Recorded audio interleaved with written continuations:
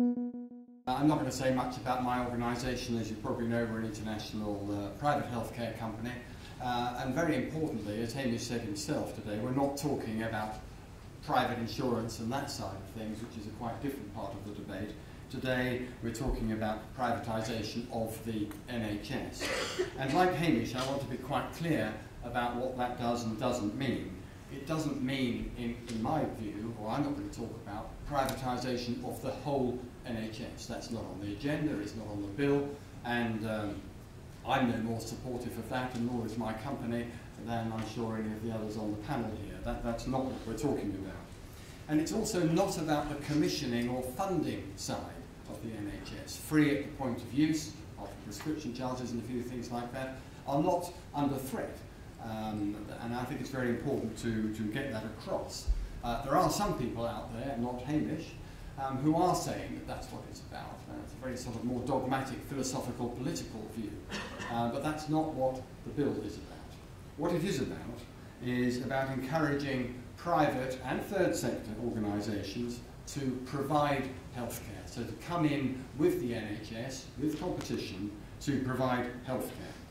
So that can be hospitals, it can be clinics, out-of-hospital care, commissioning support for people who are trying to get involved in commissioning and funding healthcare, and also things like care homes, nursing homes. I picked that point up particularly because nursing homes have been privatised for many, many years. We have about 20,000 residents in our care homes in this country. We've got quite a few in other countries too. And 70% of those residents in our nursing homes are funded by local authorities. Privatised care for the elderly, if you like. 30% of course are private. And there's been almost no fuss about that, the privatisation of care of the elderly, at all, which is interesting. In fact, probably there's pretty wide acceptance of that. And I think the quality of care in those, not just ours, but generally, the sector generally, is of a very high standard. Sadly, we hear of individual incidents every so often, but you do in even any well-run service. But I think the standard is high of care in those nursing homes, certainly compared to the old days. And I would argue that the cost to the country of that privatised system is extremely low, partly because local authorities who are funding most of those care homes cannot afford to pay a reasonable price because, as you know, they're being highly squeezed by the government at the moment. So we are having to work within very tight price constraints. And yet, and the point I want to make here is, if you're a good and organised private sector company, despite constraint on price, if you're efficient, you can provide both high quality care at a decent cost and provide a service to the NHS, to the country. And I think it's an important point that I wanted to make. How did private sector involvement start in the hospital, if you like, side of the NHS, which is where the politics seems to be much more raging, I think, and on the commissioning side perhaps. Actually, it was a Labour government, and it's often Labour governments who bring in more radical reforms. The first Secretary of State, Frank Dodson, was totally opposed, philosophically, dogmatically, and remains so, to any involvement of the private sector.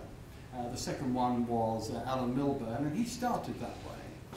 And what happened was there was a winter beds crisis, I should think it was about 10 more years ago, or more years ago now, and there were very few ITU beds available in the NHS. It was a flu crisis.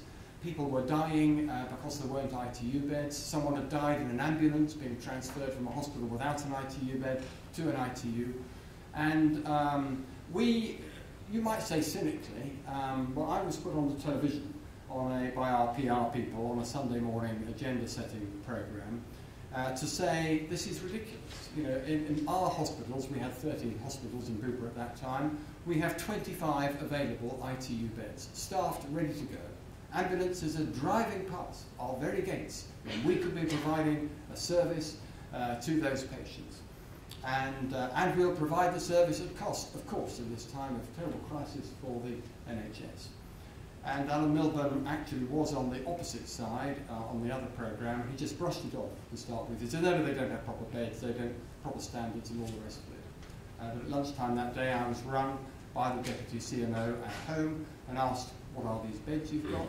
And later on that day, Alan Milburn said he had no ideological reason why the NHS couldn't begin to work with private hospitals. And the point was that we were able to work with the NHS. It was possible, ideologically, to work with the NHS. And following that, a Concordat was formed between the private hospital sector and the NHS. And Tony Blair went on to say the same sort of thing over the course of time. And I think the important point I'm going to make here is that for Labour, their biggest priority was waiting times. They decided that the big thing that they were going to tackle was the time that people were waiting for treatment in the National Health Service. We were known around the world for the amount of time people had to wait. They were waiting a year or more for hip replacements. And they decided, manifesto thing, that they were going to set targets and they were going to bring down waiting times. And they felt that the only way they could do that was to bring additional capacity to the market, i.e. private hospitals, and occasionally what were later known as independent sector treatment centres, which were smaller private hospitals. And arguably the greatest success in healthcare of the Labour government was significantly to bring down waiting times. I mean, that was one of their great wins, I think, and people no longer have to wait, well, at the moment things are going up a bit, but no longer have to wait as they did for surgery, and that was thanks to the Labour government bringing in the private sector, bringing a degree of competition into the market, which stimulated some of the NHS trusts to be a bit more active and to be more active, and enabled waiting times to come down.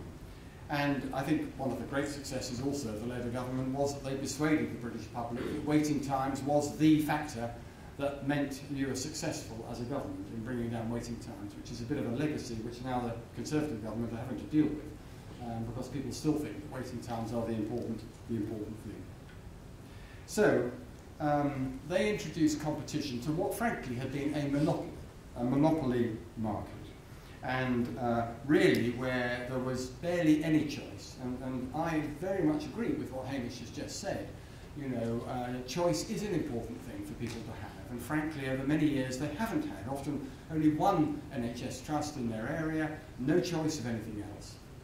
And choice can only come with data, as Hamish has just said, informed choice, and encouraging hospitals to provide in the public domain, on their websites, data about their activities, their results, their outcomes, is really important. And now I think because there is more involvement of the private hospitals in the market, there is more choice. Here I am going to be critical of the private hospitals, because actually NHS hospitals are providing rather better clinical metrics on their websites, through the Dr. Foster Hospital Guide, for instance, than the private hospitals are, and we're working very hard to improve that. But the important thing is that bringing them into the market does enable choice, and did enable targets to be achieved, which were thought to be almost impossible before that.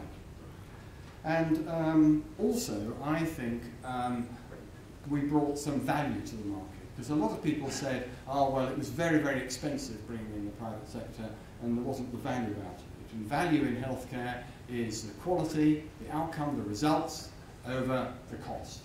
And it's absolutely right that if the NHS is going to contract with the private sector, then they need to be looking both at the value, the top of the equation, the quality equation, and the cost side. And here, one of the criticisms that is made is that you know, the private sector get away with everything. They're very good at negotiating, and the contracts, you know, they get a lot of money which they shouldn't get, and all sorts of stuff like that. And actually, it's all in the contract. You know, and perhaps in the early days, the contracting ability of the National Health Service to contract with private hospitals wasn't as good as it should have been. They weren't as commercial as they should have been. And I think in the early days, some of the deals that were done were very advantageous to the private sector. That has been very much tightened up now, rightly, And in fact, now the competition, as I think Hamish said, is the prices are fixed. You know, if you're going to do work for the NHS, the price is fixed for particular procedures, and the competition has to be on the quality, the service that you provide. And it's really important, if you're setting contracts, that you set proper targets, you know, that there are targets for your outcomes and your achievements, and that they're written into the contract. And if there is a price to be agreed or a tender, you know, you agree a price. And the private sector is not going to be able to get a contract or be able to do the work unless they come in at the right price. And one of the criticisms that made is, oh well, private hospitals or the private sector making all this profit at the expense of patients, you know, ill patients and all the rest of it. If profit is made, it's made within that price. You know, we don't fix a price for a contract and then somehow make a profit on top and get extra money. We have to do that deal within the price agreed, and it's a fixed price now in the NHS. So which means we have to be very efficient in order not only to provide a high quality of care, because if we don't provide a high quality of care, our customers walk away from us, obviously, and to do it within the price. So we are, if we do make a surplus or a profit, it's not coming out of something extra. It's done within the contract, and this is really important, I think. So I just want to quickly look at the word quality, because in BUPA, my definition of quality is safe, appropriate, cost-effective advice, care and treatment with an outcome that benefits the customer.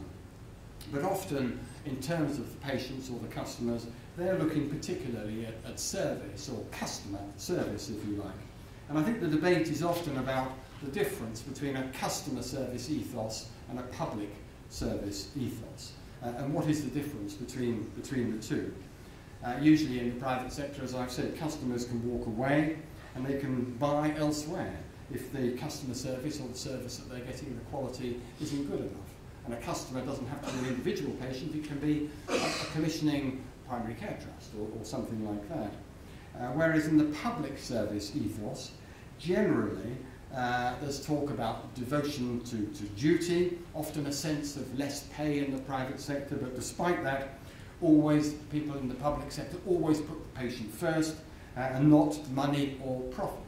And that tends to be the argument, and it's actually being argued by some of the union leaders recently about the public service ethos. And I would challenge those assumptions.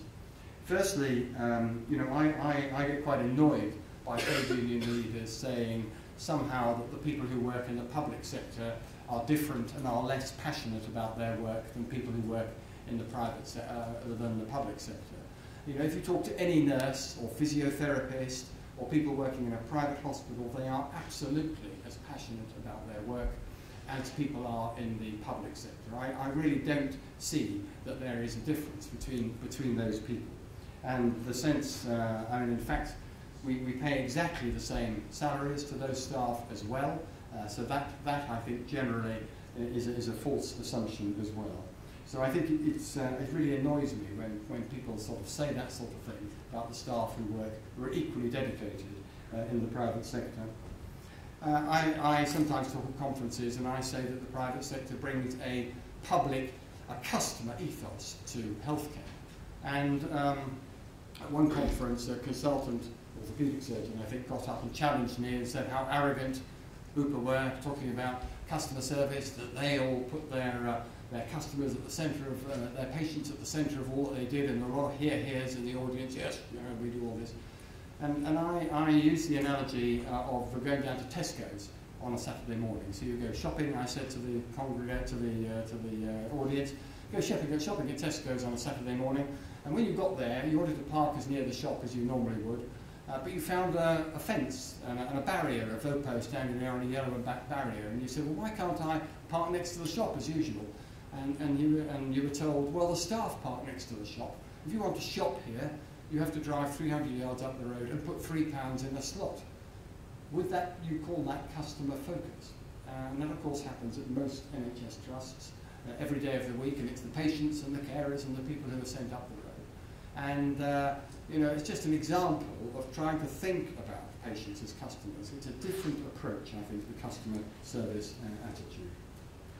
And the other thing, of course, is that private sector companies are only interested in profit, and I think that's an unfair statement as well. Not all companies working in the private sector have shareholders.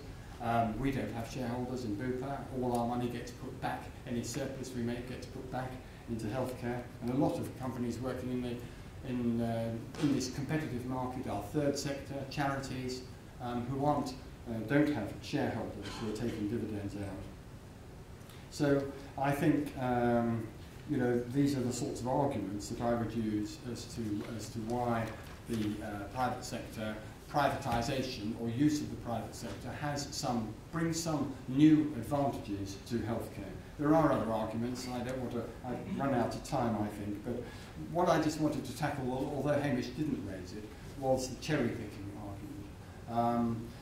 If Ali Parser had been here, he would have risen to this as well. We're often accused of cherry-picking the nicest places and making money out of that, leaving the poor old NHS to pick up the rest. But if you look at Hinchinbrook Hospital, which is the hospital that Ali Parser has taken on with his company, if ever there was a failing hospital in the NHS, that was it. And if you call that cherry-picking, I would call it rather the reverse, actually. And I think people have to be very careful in terms of describing those sorts of problems, or issues when they think about using the private sector. So I hope I've covered some of the arguments, and I'll hand over now and wait for the discussion later.